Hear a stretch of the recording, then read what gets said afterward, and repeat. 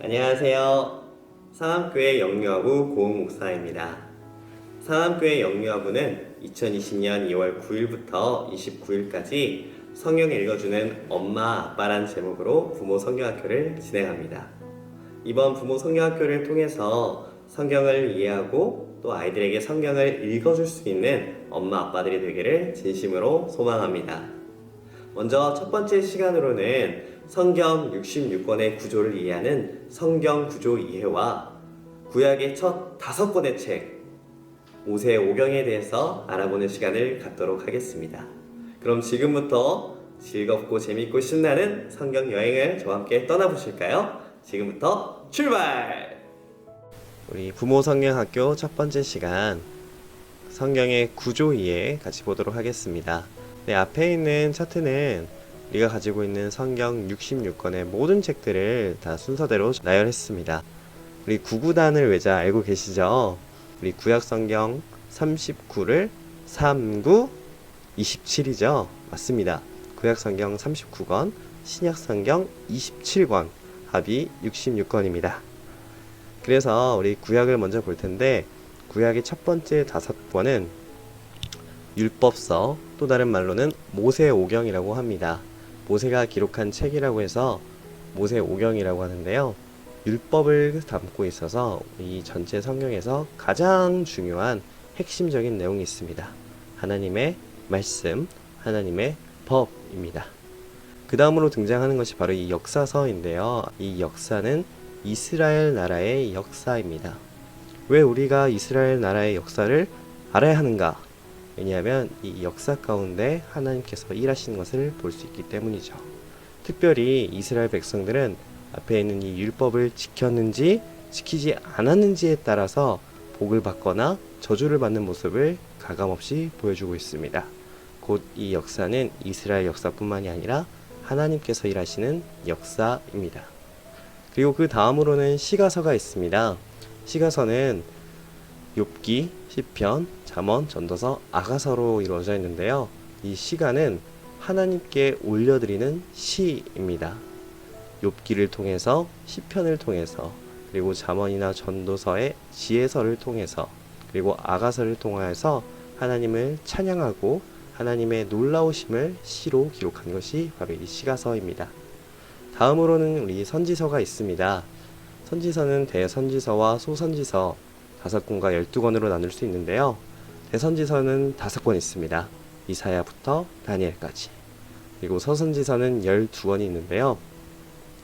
대선지서가 왜 5권인가? 왜 이사야, 예레미야가, 에스겔, 다니엘이 대선지서인가? 그들이 대선지자여서 그런가? 그렇지 않습니다. 대선지서와 소선지서에 나누는 기준은 양에 있습니다. 양이 많아서 대선지서, 양이 좀 적어서 소선지서라고 말합니다. 그래서 대선지서 5권, 소선지서 12권 있습니다. 그리고 신약성경도 같이 보도록 하겠습니다. 신약성경에서는 우리가 잘 알고 있는 복음서, 마태, 마가, 누가, 요한복음서 4권, 그리고 신약의 역사, 교회의 역사를 다룬 사도행전이 있고요. 그리고 로마서부터 유다서까지 총 21권의 서신서가 있습니다. 서신서는 편지입니다. 교회를 통해서 또는 성도들을 통해서 하나님께서 말씀하시는 우리의 모습들, 하나님께서 원하시는 모습들을 사도들을 통해 편지로 쓴 책입니다. 그리고 마지막으로는 요한계시록이 있습니다. 요한계시록을 계시서 혹은 예언서라고도 하는데요. 이 계시록은 앞으로 일어날 일에 대한 책입니다. 그래서 요한계시록, 앞으로 일어날 그 끝까지 다룬 책을 우리는 요한계시록, 신약의 마지막 책이라고 합니다. 이렇게 해서 구약성경, 신약성경 총합 66권의 성경 구조를 같이 보셨습니다. 부모성경학교 두 번째, 모세오경에 대해서 배워보도록 하겠습니다. 창세기 책부터 배우도록 하겠습니다. 우리 각 책을 배울 때마다 이 책이 가지고 있는 장수를 같이 배워보도록 할 거예요. 이 장수를 이제 성경의 내용과 연상을 통해서 같이 배워보도록 하겠습니다. 먼저 창세기는 우리가 성경의 첫 번째 시작이기 때문에 우리 많이 이렇게 얘기를 하죠. 성경을 배우러 오세요. 50장입니다. 이 세상은 언제 어떻게 생겨났을까? 인간은 어디에서 와서 왜 살며 어디로 가는가? 우주와 인간의 본질과 기원에 대한 이러한 물음은 우리 인간이 풀어야 할 가장 중요한 숙제입니다. 창세기는 우주와 인간의 기원과 의미를 푸는 열쇠로서 바른 인생관과 세계관을 가르쳐 주고 있습니다. 창세기는 50장으로 이루어져 있는데요. 먼저 전반부, 우주와 인간 창조, 인간의 타락, 홍수 심판, 바벨탑 사건, 이렇게 큰 4가지 사건을 기록하고 있습니다. 그리고 후반부로는 아브라함 이야기, 이삭 이야기, 야곱 이야기, 요셉 이야기를 볼 수 있죠. 창세기는 세상의 시작, 인류의 시작, 역사의 시작, 믿음의 시작, 이 모든 시작을 알려주는 책입니다. 그런데 가장 중요한 것은 바로 예수 그리스도를 통한 구원의 시작이죠. 창세기의 가장 중요한 말씀 12장 2절로 골랐습니다. 바로 내가 너로 큰 민족을 이루고 내게 복을 주어 내 이름을 창대하게 하리니 너는 복이 될지라. 그리고 창세기에서 가장 중요한 키워드 8가지 키워드를 같이 읽어보도록 하겠습니다. 시작! 창조, 타락, 홍수, 바벨탑, 아브라함, 이삭, 야곱, 요셉. 이와 같이 창세기에 대해서 배워봤습니다. 다음 책으로는 출애굽기입니다. 출애굽기는 40장으로 이루어져 있는데요. 광야 40년 동안 헤맸던 이스라엘 백성들을 기억하면 좋습니다. 광야 40년 40장. 출애굽기는 이스라엘 백성의 출애굽 사건을 기록하고 있습니다. 400년간 애굽에서 종살이를 했던 이스라엘 백성이 하나님의 통치와 축복의 땅 가나안으로 가는 그 여정의 시작을 알려주는 책입니다. 출애굽기는 40장으로 이루어져 있는데요. 크게 4기둥으로 이루어져 있습니다. 첫 번째는 출애굽의 시작, 광야 여행, 언약 체결, 성막 건축, 이렇게 큰 4기둥을 기억하면 좋습니다. 출애굽기에서 가져다주는 아주 중요한 주제는 우리에게 구원이란 무엇인지 가르쳐주고 있습니다. 구원이란 죄와 죽음과 사탄의 지배에서 벗어난 출애굽, 또한 하나님의 언약 백성이 되는 것인 율법, 하나님과 더불어 교제하며 살아가는 성막에 대해서 기록하고 있습니다. 이 모든 것이 예수님 안에서 우리는 구원을 얻었다는 것을 알 수 있죠. 출애굽기의 가장 중요한 말씀, 출애굽기 19장 5절과 6절로 정해보았습니다. 같이 읽어보도록 하겠습니다. 시작. 세계가 다 내게 속하였나니 너희가 내 말을 잘 듣고 내 언약을 지키면 너희는 모든 민족 중에서 내 소유가 되겠고 너희가 내게 대하여 제사장 나라가 되며 거룩한 백성이 되리라. 너는 이 말을 이스라엘 자손에게 전할지니라. 출애굽기의 키워드는 이와 같습니다. 애굽, 모세, 열재앙, 출애굽, 시내산, 법, 성막과 제사를 가르쳐주고 있는 출애굽기입니다. 출애굽기에 대해서 배워봤습니다. 다음으로는 구약의 세 번째 책 레위기입니다. 구약의 세 번째 책 레위기는 장수를 외우기 너무너무 쉽습니다. 구약의 세 번째 책 9, 3, 27. 네, 레위기는 27장으로 이루어져 있습니다. 레위기가 가지고 있는 주제는 바로 죄인된 인간이 거룩하신 하나님과 교제하며 영원히 살아가기 위한 조건과 절차를 가르쳐주고 있습니다. 구약에서는 하나님께 죄를 용서받는 길이 바로 구약의 제사였습니다. 제사를 통해서 하나님과 인간의 만남이 이루어졌죠. 레위기는 27장까지 이루어져 있는데요. 27장을 4가지의 큰 기둥으로 살펴볼 수 있습니다. 첫 번째, 제물의 필요성. 두 번째, 제사장의 필요성, 세 번째는 깨끗한 삶, 그리고 네 번째는 거룩한 삶에 대해서 가르쳐주고 있습니다.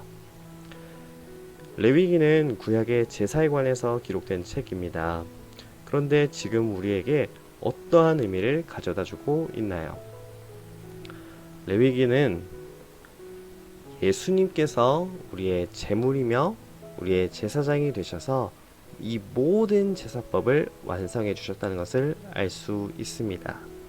우리는 레위기를 통해서 구약의 제사에 대해서 아는 것이 아니라 예수님에 대해서 더 알아갈 수 있습니다. 이와 같이 성경은 예수님을 통해 하나님과 만나 교제하는 방법을 가르쳐주는 책입니다. 우리 레위기 11장 45절 같이 읽어보도록 하겠습니다. 시작. 나는 너희의 하나님이 되려고 너희를 애굽 땅에서 인도하여 낸 여호와라. 내가 거룩하니 너희도 거룩할지어다. 다음으로 레위기의 가장 중요한 8가지 키워드가 있습니다. 8자 키워드 같이 읽어보도록 하겠습니다. 5대 제사, 제사장, 정결, 부정, 교제입니다. 5대 제사는 번제, 소제, 화목제, 속죄제, 속건제의 5가지 제사가 있습니다.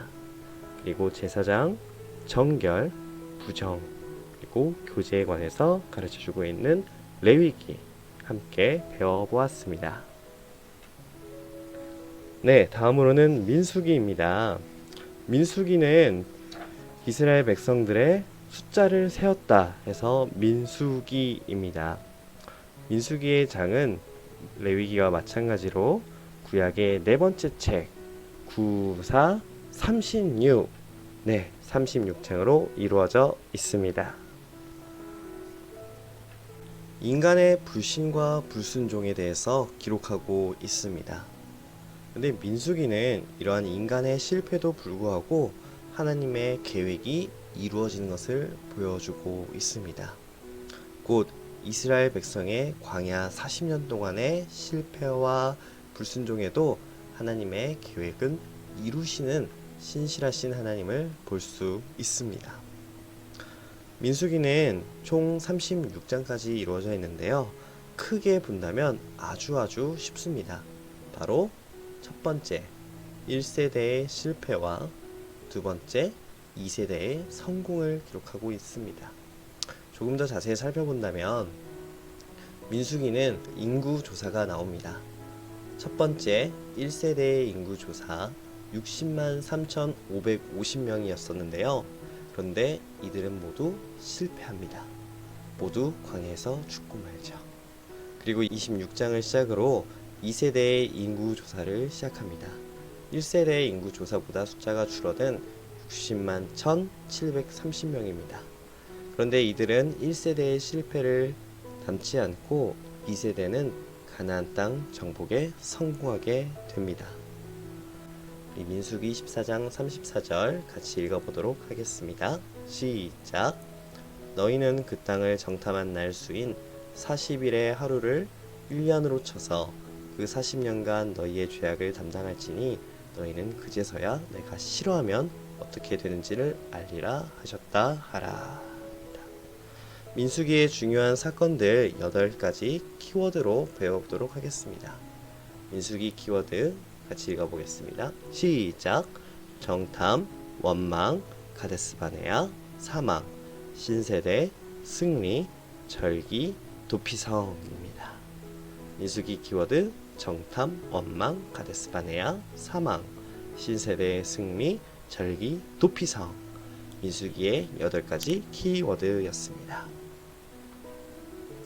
다음으로는 신명기입니다. 신명기는 모세의 두 번째 가르침입니다. 신명기는 모세가 죽기 전에 이스라엘 백성들에게 준 가르침인데요. 모세가 3편 설교하고 죽었다 해서 34장입니다. 신명기는 모세의 유언과 고별 메시지가 담겨져 있습니다. 유언과 이 고별 메시지 참 중요하죠. 모세는 마지막으로 이스라엘 백성들에게 어떠한 유언과 고별 메시지를 남겼을까요? 그것은 아주 심플합니다. 바로 하나님을 사랑하라. 쉐마라고도 불리우는 신명기 6장 4절에서 5절을 우리는 너무나도 잘 알죠? 같이 읽어보겠습니다. 이스라엘아 들으라, 우리 하나님 여호와는 오직 유일한 여호와이시니 너는 마음을 다하고 뜻을 다하고 힘을 다하여 내 하나님 여호와를 사랑하라. 그렇습니다. 모세의 유언과 고별 메시지는 하나님 사랑을 부탁하고 명령하고 있는 것입니다. 신명기의 구조를 보도록 하겠습니다. 신명기 34장은 모세의 세 편의 설교와 마지막 고별과 축복을 보여줄 수 있습니다. 첫 번째 설교는 1장에서 4장 43절까지, 모세의 두 번째 설교는 4장 44절에서 28장까지, 그리고 모세의 세 번째 설교는 28에서 30장까지, 그리고 마지막으로 모세의 고별과 축복을 기록하고 있습니다. 율법 전체의 핵심 내용은 하나님을 사랑하라입니다. 그렇다면 우리는 어떻게 하나님을 사랑할 수 있을까요? 신명기는 말하고 있습니다. 하나님께 대한 사랑은 하나님 말씀에 대한 순종으로 나타난다는 것을 말하고 있습니다. 우리 신명기 중요한 말씀, 신명기 10장 12절 13절도 같이 읽어보도록 하겠습니다. 시작. 이스라엘아, 내 하나님 여호와께서 내게 요구하시는 것이 무엇이냐? 곧 내 하나님 여호와를 경외하여 그의 모든 도를 행하고 그를 사랑하며 마음을 다하고 뜻을 다하여 내 하나님 여호와를 섬기고 내가 오늘 내 행복을 위하여 내게 명하는 여호와의 명령과 규례를 지킬 것이 아니냐. 그렇습니다. 신명기는 하나님께서 주신 명령, 하나님을 사랑하고 또 하나님의 말씀을 지킬 것을 가르쳐주고 있습니다. 마찬가지로 신명기의 8가지 중요한 키워드를 보겠습니다. 같이 읽겠습니다. 시작. 모세, 신세대, 설교, 교육. 기억하라, 명심하라, 순종하라, 택하라 입니다. 한 번 더 읽어볼게요. 모세, 신세대, 설교, 교육, 기억, 명심, 순종, 택하라 입니다. 여기까지 우리가 모세의 오경에 대해서 살펴보았습니다. 지금까지 살펴본 모세의 오경은 곧 율법입니다. 하나님께서 주신 말씀대로 살느냐 살지 않느냐, 그리고 하나님의 말씀대로 살았을 때 얻는 복, 그리고 그렇지 않았을 때 얻는 저주, 복과 저주에 대해서 우리는 이스라엘 역사를 통해 배워나갈 수 있습니다. 다음 시간에는 이 이스라엘의 역사에 대해서 배워보도록 하겠습니다. 과연 그들이 하나님의 말씀에 순종했는지 혹은 그렇지 않았는지 저와 같이 배워보도록 하죠. 네, 여기까지 모세의 오경에 대해서 같이 배웠습니다. 이번 주는 모세의 오경과 이스라엘 역사서 2시간이 준비되어 있습니다. 계속해서 이스라엘 역사서에서도 다시 만나기를 기대하겠습니다. 안녕히 계세요.